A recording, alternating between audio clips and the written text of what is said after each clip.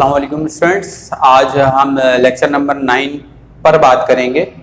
तो lecture number 9 है हमारा चैप्टर नंबर 2 का सेकंड टॉपिक। कल की क्लास में हमने बायोकेमिस्ट्री के हवाले से पढ़ा था। आज हम पढ़ेंगे वाटर के हवाले से कि water, importance of water, water की क्या अहमियत है इंसानी ज़िंदगी में या लिविंग सिस्टम में, वाटर का क्या किरदार है। तो टॉपिक की हेडिंग लगा दें, इंपॉर्टेंस ऑफ वाटर।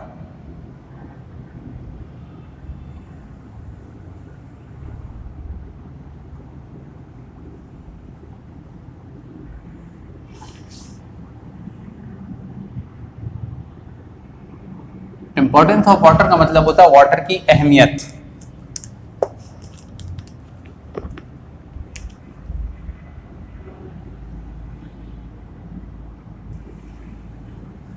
अच्छा, इंपॉर्टेंस ऑफ वाटर में अगर बात की जाए तो वाटर जो है वो एक नेचुरल बायोलॉजिकल सॉल्वेंट है। वाटर जो है वो एक नेचुरल बायोलॉजिकल सॉल्वेंट है तमाम लिविंग सिस्टम के लिए। यानी कि दुनिया के अंदर जितने भी जानदार शय है, जानदार अशिया है, उनकी बॉडी के अंदर वाटर की कंसंट्रेशन का होना बहुत ज़रूरी है।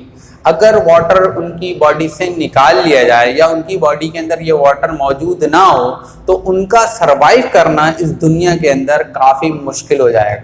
ठीक है, अगर मैं एक छोटी सी एग्जांपल दूं आपको समझाने के लिए। आप अभी रमज़ान हालिया गुजरा है, इससे पहले रमज़ान था। तो रमज़ान में आपने हमेशा नोट किया होगा, हर साल आप इस तरह की चीज़ नोट करते होंगे कि रोज़े की हालत में आप खाए बगैर तो रह सकते हैं, मतलब भूख का एहसास तो नहीं होता, लेकिन प्यास का एहसास सबसे ज़्यादा होता है, चाहे गर्मी हो या सर्दी हो। ठीक है, भूख किसी को नहीं लगती है। अमूमन हम में से 90% लोग ऐसे हैं, ठीक है, जिन्हें रोज़े की हालत में भूख नहीं लगती लेकिन प्यास बहुत लगती, शिद्दत से प्यास लग रही होती है। तो ये तो एक छोटी सी एग्जाम्पल दी है मैंने। ठीक है, तो बिल्कुल अगर आपको किसी ऐसी जगह रख दिया जाए, ठीक है, जहां पर ग़िज़ाई किल्लत हो, ठीक है, जहां पर खाना जो है आपको हफ्ते भर के लिए नहीं मिलेगा, तो आप हफ्ते भर के लिए खाए पिए भूखे रह तो सकते हैं लेकिन आप प्यासे नहीं रह सकते। वहां पर आपको पानी की अशद ज़रूरत होगी। मतलब अगर आपका पानी भी आपसे छीन लिया जाए और पानी भी आपको प्रोवाइड ना किया जाए तो हो सकता है आपका सरवाइव करना काफ़ी मुश्किल हो जाए। ये तो एक बहुत छोटी एग्जांपल दी है मैंने। ठीक है, बात दरअसल पूरे लिविंग सिस्टम की हो रही है। इस दुनिया के अंदर बेशुमार ऐसे जानदार हैं, ठीक है, हम इंसान हैं, ठीक है, प्लांट्स हैं। तो इन तमाम लिविंग सिस्टम के अंदर वाटर जो है वो एक मेजर और की रोल अदा करता है। ठीक है, एक बुनियादी किरदार अदा करता है। तो वाटर जो है वो एक नेचुरल और बेसिक कंस्टिट्यूएंट है फॉर द लिविंग सिस्टम। ठीक है, water is the natural and basic constituent of the living system. तमाम लिविंग सिस्टम के लिए वाटर जो है वो एक नेचुरल बायोलॉजिकल सॉल्वेंट भी है, कुदरती महलुल है, ठीक है, जिसकी बिहाफ पर लिविंग ऑर्गेनिज्म सरवाइव कर रहे होते हैं। तो वाटर की और भी बुनियादी प्रॉपर्टीज हैं, एक एक करके डिस्कस कर लेते हैं।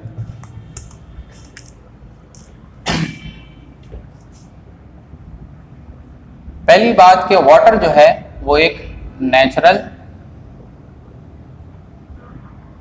बायोलॉजिकल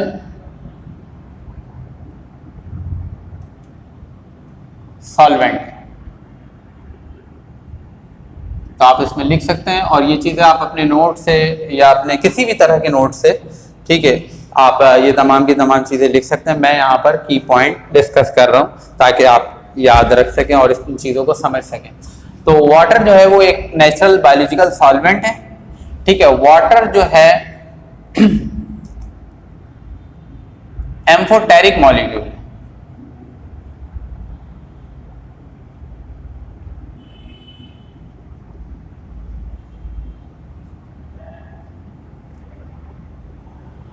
तो पहली बात हमने की कि वाटर जो है वो नेचुरल बायोलॉजिकल सॉल्वेंट है, कि वाटर एक ऐसा मीडियम है, एक ऐसा सॉल्यूशन है जो हर तरह के केमिकल्स को अपने अंदर डिसॉल्व करने की एबिलिटी रखता है।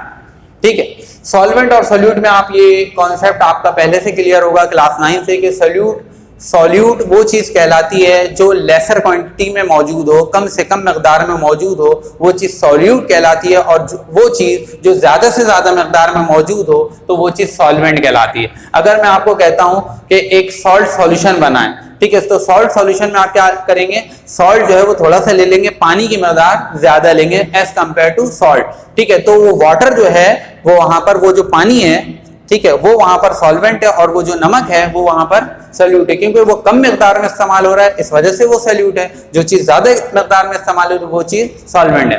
तो वाटर जो है वो एक नेचुरल बायोलॉजिकल सॉल्वेंट है। दूसरी बात, वाटर जो है वो एक एम्फोटेरिक मॉलिक्यूल है। ये एक नया लफ्ज है आपके लिए। एम्फोटेरिक मॉलिक्यूल वो मॉलिक्यूल्स कहलाते हैं जो डुअल नेचर रखते हैं, मतलब इसी तरह वाटर भी है। वाटर एम्फोटेरिक मॉलिक्यूल क्यों है, इससे रिलेटेड एक रीजन आता है व्हाई एग्जाम में फर्स्ट ईयर में, why water is called amphoteric molecule, ठीक है। वाटर को एम्फोटेरिक मॉलिक्यूल क्यों कहा जाता है, तो ये रीजन याद रखिएगा कि वाटर को एम्फोटेरिक मॉलिक्यूल इसलिए और इस वजह से कहा जाता है कि वाटर का रिएक्शन जब कभी किसी एसिड के साथ करवाया जाए तो वाटर खुद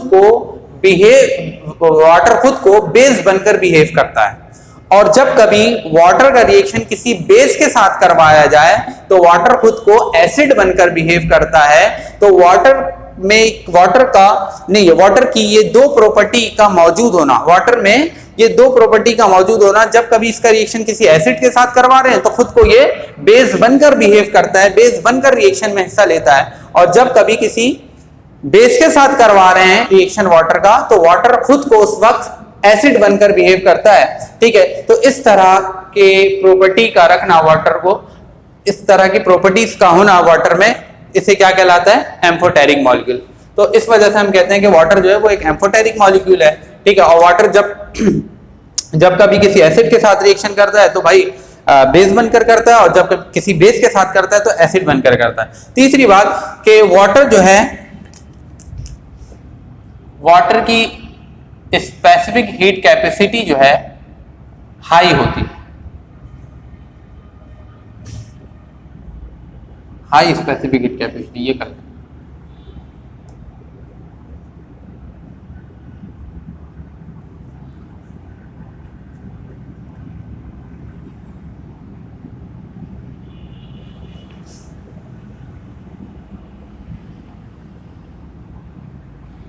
हाई स्पेसिफिक हीट कैपेसिटी। तो वाटर जो है बॉयल होने में कुछ टाइम लेता है, ठीक है। वाटर को बॉयल अगर आप करेंगे तो slowly to absorb heat and release the heat slowly, ठीक है। मतलब ये स्लो, आहिस्ता आहिस्ता हीट को एब्जॉर्ब भी करता है और जब हीट रिलीज करता है तो तब भी आहिस्ता। अगर मैं एक गर्म पानी की पतीली को, मतलब गर्म पानी पतीली में ले लूं और उसे जो है, नहीं सॉरी, मैं एक पतीली में पानी ले लूं और उसे गर्म करने की कोशिश करूं, ठीक है, तो वो आहिस्ता आहिस्ता बॉयल होगा। लेकिन जब वो ठंडे होने की तरफ आएगा, वो पानी चूल्हे से उतार लेता हूं मैं वो पतीली, तो वो पानी आहिस्ता आहिस्ता, जितनी देर गर्म होने में लगी थी और आहिस्ता आहिस्ता वक्त लगता जाएगा, वो पानी भी ठंडा हो जाएगा। तो इसका मतलब ये है कि वाटर जो है वो एब्जॉर्ब करता है हीट स्लोली और रिलीज भी करता है स्लोली। तो इसकी स्पेसिफिक हीट कैपेसिटी जो होती है वो ज्यादा होती है, यानी कि specific heat capacity of water is always high, ठीक है। चौथी बात ये कह सकते हैं कि high heat of vaporisation,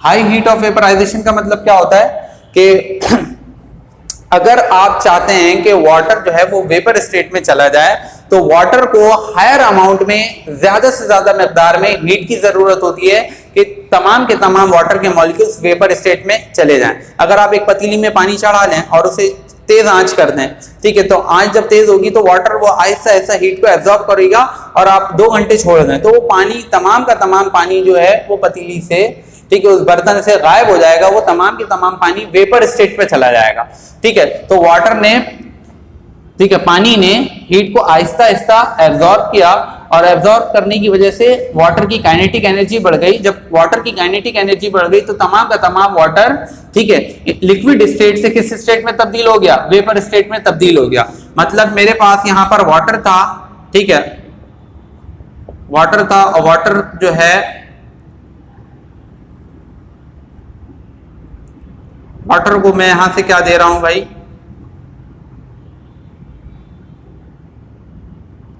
heat दे रहा हूं, हीट देने की वजह से वाटर की काइनेटिक एनर्जी जो है वो क्या हो जाएगी भाई, इंक्रीज हो जाएगी। जब काइनेटिक एनर्जी इंक्रीज होगी तो तमाम का तमाम वाटर मॉलिक्यूल्स किस हालत में आ जाएगा, वेपर स्टेट पे चला जाएगा। तो वाटर की जो वेपर स्टेट और सबसे स्टेबल स्टेट जो होती है, वाटर की जो सबसे स्टेबल स्टेट होती है वो होती है वेपर स्टेट। वाटर अपने आप को स्टेबल किस हालत में समझता है, वेपर स्टेट पे समझता है। The stable state of water is called vapour state. ठीक है, स्टेबल स्टेट जो होती है वाटर की वो कौन सी होती है, वेपर स्टेट होती है। अच्छा, पांचवी बात, वाटर जो है वो बफर के तौर पर एक्ट करता है। Act as a buffer, heading लगा लें, act as a buffer.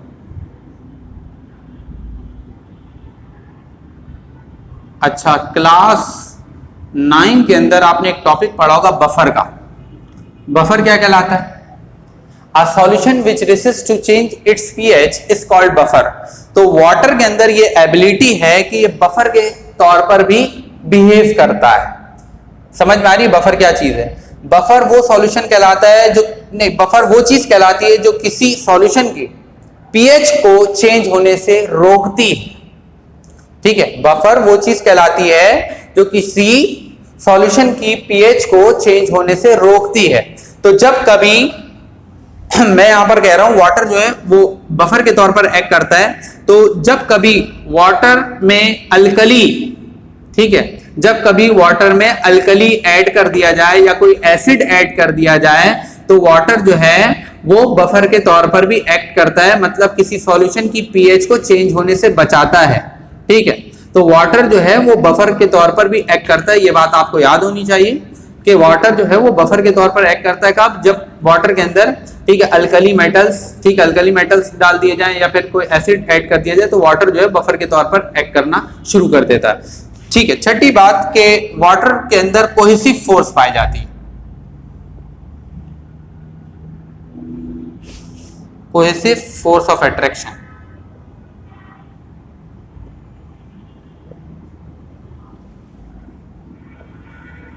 Water molecules एक दूसरे के साथ इकट्ठे जो दिखाई दे रहे होते हैं due to the cohesive force of attraction. ठीक है, वाटर मॉलिक्यूल एक साथ इकट्ठे जो दिखाई दे रहे होते हैं एक लिक्विड स्टेट पर दिखाई दे रहे होते हैं, ये अलग अलग नहीं दिखाई दे रहे होते। वो इसी वजह से कि वाटर मॉलिक्यूल्स के अंदर कोहेसिव फोर्स ऑफ अट्रैक्शन पाई जाती है और वाटर मॉलिक्यूल्स के अंदर दूसरी एक और बॉन्डिंग होती है जिसे कहा जाता है हाइड्रोजन बॉन्डिंग। केमिस्ट्री के अंदर आपने इस तरह की चीज पढ़ी होगी कि हाइड्रोजन बॉन्डिंग को डॉटेड लाइन से रिप्रेजेंट किया जाता है। अगर वाटर के स्ट्रक्चर की बात की जाए तो वाटर का स्ट्रक्चर जो होता है, सातवीं बात, स्ट्रक्चर ऑफ वाटर।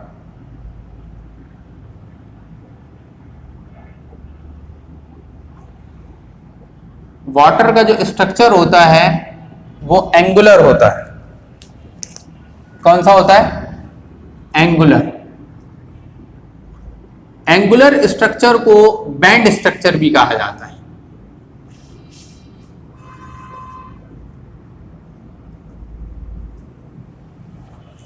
अगर आप वाटर के स्ट्रक्चर को देखें तो ये H पॉजिटिव आइन मतलब हाइड्रोजन आइन, ठीक है, ये ऑक्सीजन, ठीक है, और ये फिर हाइड्रोजन। तो दो, अगर फॉर्मूला देखा जाए तो H2O है, तो मतलब हाइड्रोजन कितने हैं? 2। एक हाइड्रोजन ये रहा, एक हाइड्रोजन ये रहा। ऑक्सीजन कितना है? यहाँ पर कुछ नहीं है, तो मतलब 1, तो यहाँ पर 1 ऑक्सीजन। ठीक है, तो हाइड्रोजन जो है वो इलेक्ट्रोपॉजिटिव इन नेचर होता है, तो इसके ऊपर पार्शियली पॉजिटिव चार्ज लगा दिया। ऑक्सीजन जो है पार्शियली नेगेटिव इन नेचर होता है, इसके ऊपर पार्शियली नेगेटिव चार्ज हमने लगा दिया। ठीक है, अब मैंने कहा कि वाटर के अंदर जो है वो हाइड्रोजन बॉन्डिंग होती है, तो हाइड्रोजन बॉन्डिंग को जो रिप्रेजेंट किया जाता है वो डॉटेड लाइन से रिप्रेजेंट किया जाता है। वाटर के अंदर कौन सी बॉन्डिंग है? हाइड्रोजन बॉन्डिंग होती है। एक साइड हाइड्रोजन है, दूसरी साइड कोवेलेंट है। ठीक है, तो वाटर के अंदर हाइड्रोजन बॉन्डिंग मौजूद होती है और इसका स्ट्रक्चर जो है वो बैंड होता है। बैंड अगर मैं आपको रिप्रेजेंट करूं किस तरह से, सपोज कर लें ये जो चीज है, ये मेरी उंगली का ये वाला जो हिस्सा है, ये सपोज कर लें ऑक्सीजन है और एक हाइड्रोजन मेरे पास इस जगह पर मौजूद है, एक हाइड्रोजन, ये 2 हाइड्रोजन है मेरे पास, और ये मेरी ये उंगली वाला हिस्सा क्या है? ऑक्सीजन। तो आप सपोज करिएगा कि वाटर का स्ट्रक्चर किस तरह से बैंड है। हमेशा ये कभी भी लीनियर स्ट्रक्चर नहीं बनाता, हमेशा बैंड स्ट्रक्चर बनाता है। तो ये ऑक्सीजन इन दो हाइड्रोजन के साथ इस तरह से जुड़ा है। तो ये स्ट्रक्चर जिस हालत में भी देखेंगे आपको हमेशा ये वी की तरह दिखाई देगा। ये वाला हिस्सा जो मैं पकड़ रहा हूं, ये वाला हिस्सा मेरा क्या है, ऑक्सीजन है, ठीक है, और ये एक हाइड्रोजन यहाँ लगा हुआ है, दूसरा हाइड्रोजन मेरे यहाँ लगा हुआ है। तो इसका स्ट्रक्चर इस तरह से, ये बैंड इस हालतों में होता है। किसी भी तरह से देख लें, ये स्ट्रक्चर क्या है, बैंड स्ट्रक्चर है। तो इस वजह से वाटर के स्ट्रक्चर को एंगुलर या बैंड स्ट्रक्चर कहा जाता है, ठीक। अच्छा तो वाटर के अंदर ये 7 प्रॉपर्टीज होती हैं कि नेचुरल बायोलॉजिकल सॉल्वेंट, ठीक है, कुदरती नेचुरल बायोलॉजिकल सॉल्वेंट होता है। अच्छा, एक और बात कि वाटर जो है एक न्यूट्रल कंपाउंड,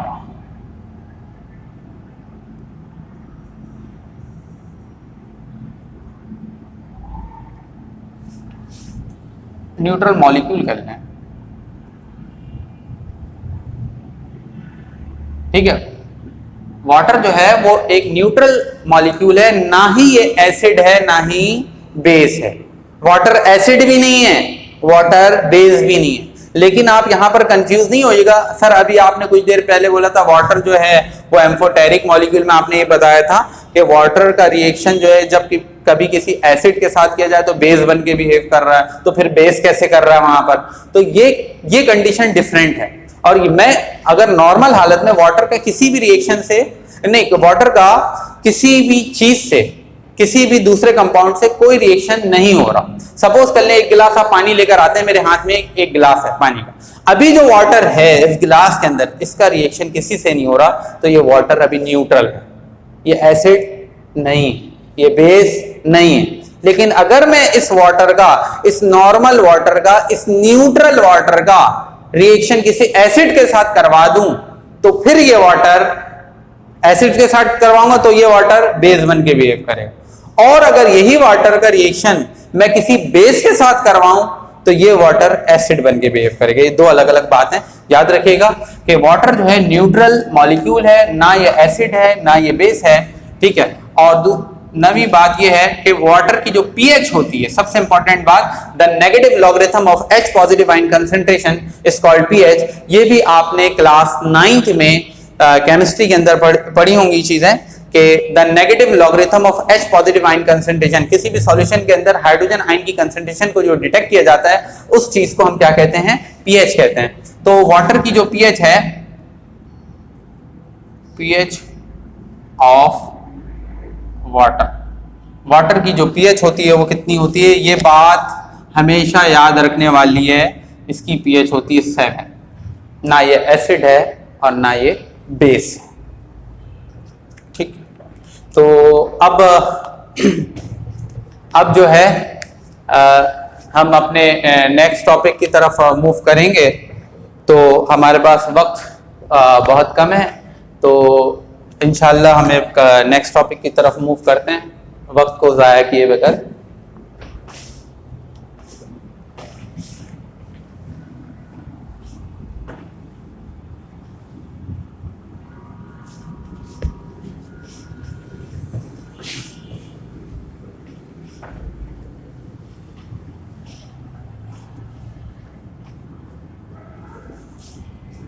अच्छा स्टूडेंट्स, हमारा जो टॉपिक है, छोटा सा एक टॉपिक है, जिस प्रोसेस को कहते हैं कंडेंसेशन।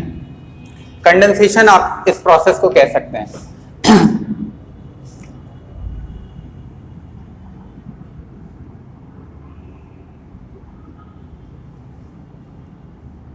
या फिर आप इस टॉपिक का नाम, एक काम करें, फॉर्मेशन ऑफ लार्जर मॉलिक्यूल लिख लें।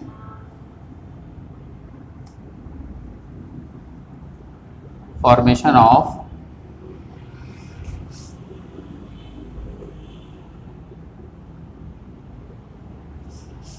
मॉलिक्यूल, और आगे लिख दें कंडेंसेशन।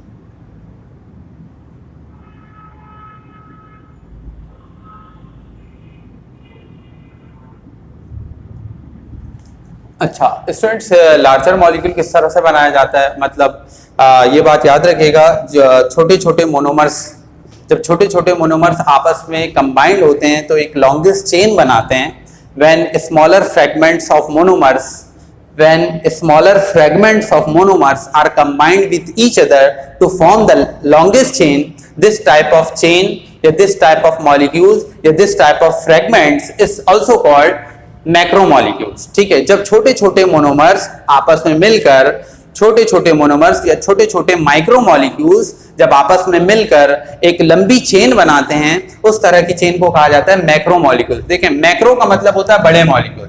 मैक्रो का मतलब क्या है? MACROMOLECULE। मैक्रो मॉलिक्यूल्स का मतलब होता है बड़े मॉलिक्यूल। इसके आगे लिख लें लार्ज मॉलिक्यूल। ठीक है, और माइक्रो अगर मैं कर देता हूं तो फिर क्या कहलाएगा भाई? माइक्रो का मतलब हो जाएगा, माइक्रो मॉलिक्यूल्स का मतलब हो जाएगा छोटे मॉलिक्यूल। ठीक है, जो छोटे छोटे होते हैं, साइज के एतबार से बहुत छोटे होते हैं। जो छोटे छोटे मॉलिक्यूल्स होते हैं उसे जो है स्मॉल मॉलिक्यूल्स तो कहते हैं, लेकिन उनका नाम स्पेसिफिकली उन्हें क्या कहा जाता है? मोनोमर्स। ठीक है, ऑब्लिक करके आप इसे मोनोमर्स भी कह सकते हैं। और अगर मैं दूसरे लफ्जों में ये कहूं कि भाई बड़े मॉलिक्यूल्स कैसे बनते हैं, तो आपने ये बताना है जब छोटे छोटे मोनोमर, जब छोटे छोटे मॉलिक्यूल्स आपस में कंबाइंड होते हैं तो एक लार्जेस्ट चेन बनाते हैं, जिसे कहा जाता है मैक्रोमोलिक्यूल्स। ठीक है, या फिर पॉलीमर भी उसे आप कह सकते हैं, पॉलीमर भी उसे आप कह सकते हैं। ठीक है, तो स्टूडेंट्स हम यहाँ पर जो है एक अभी इस टॉपिक को यहीं पे छोड़ देते हैं, क्योंकि ये टॉपिक थोड़ा सा लंबा है। इसी टॉपिक को अगली क्लास में या अगले लेक्चर में यहीं से कंटिन्यू करेंगे।